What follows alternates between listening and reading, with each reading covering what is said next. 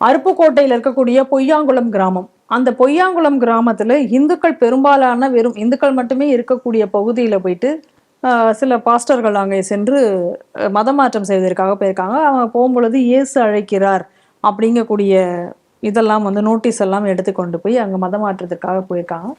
அப்ப அந்த பகுதியில் இருந்த ஒரு இந்து முன்னணி பொறுப்பாளர், இந்து முன்னணியுடைய மாவட்ட செயலாளர் பிரபு என்பவர் அவர்களை பார்த்து கையோடு அவர்களை பிடித்து, உடனே இந்து மக்களும் அங்கே வந்திருக்கிறார்கள். அனைவரும் அங்கே எதிர்ப்பு தெரிவித்திருக்கிறார்கள். அப்புறம் காவல்துறையினரிடம் அந்த புகாரை கொடுத்திருக்கிறார்கள். இனிமே இந்த பகுதியில் வரக்கூடாது என்று எச்சரித்து அனுப்பியதாக சொல்லப்படுகிறது. மற்றபடி அவர்கள் மேல வந்து நடவடிக்கை எடுத்ததாகவோ இல்லது அவருக்கு மேல எஃப்ஐஆர் பதிந்ததாகவோ அந்த மாதிரியான எந்த செய்தியும் நமக்கு கிடைக்கப்பெறவில்லை. இது வந்து தொடர்ந்து இந்த மாதிரி பல இடங்கள்ல நடக்குது. அதாவது ஒரு இடத்துல வந்து இந்துக்களை இழிவுபடுத்தி பேசக்கூடிய இது.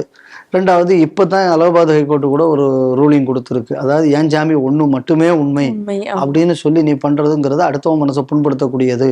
அதனால பழைய ஐபிசி 295 இன்னைக்கு வந்து 298 299 பிஎன்எஸ்ல அதே ஈக்குவலன்ட் செக்ஷன்.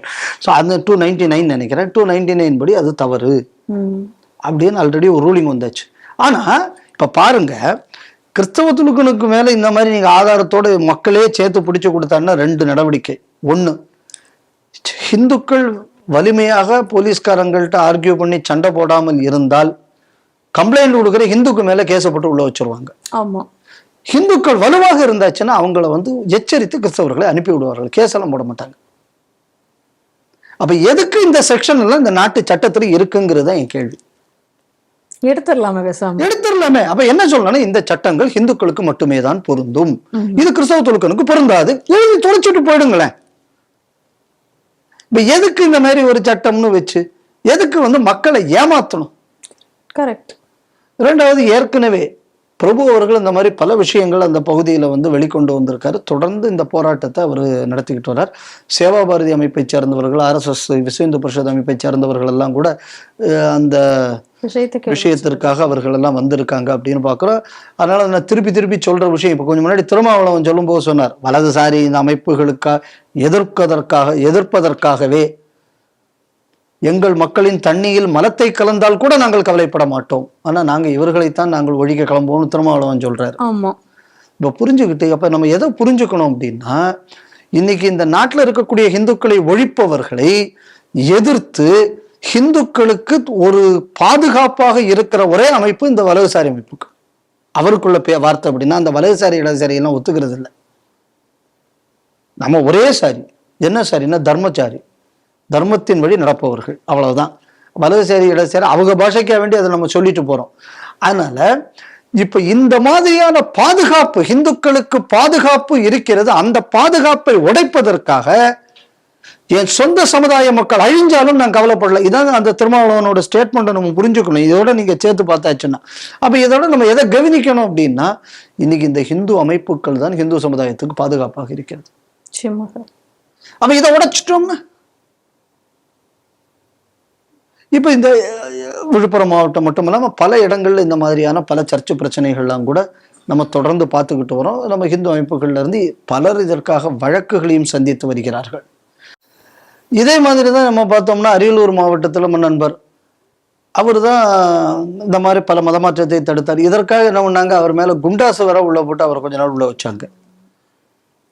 அப்ப இவன் வந்து ஒரு சாமியை திட்டுறது ரைட்.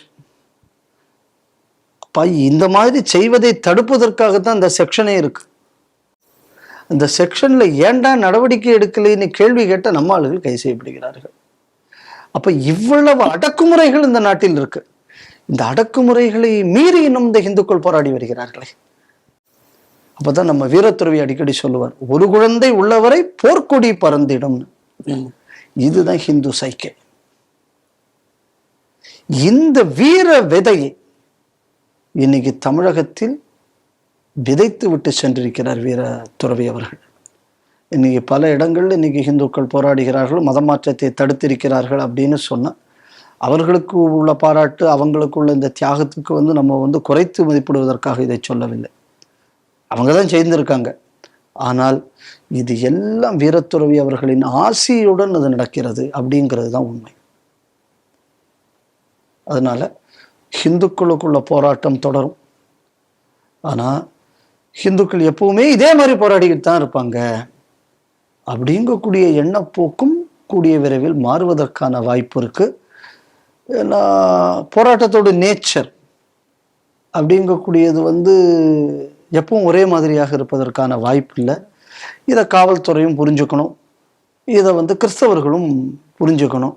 ஏன்னா அடக்குமுறை என்னைக்குமே சாதுவையும் மிரளச் செய்யும் என்பதை புரிந்துகிட்டாச்சுன்னா நாட்டுக்கு நல்லது அப்படின்னு நான் நினைக்கிறேன்.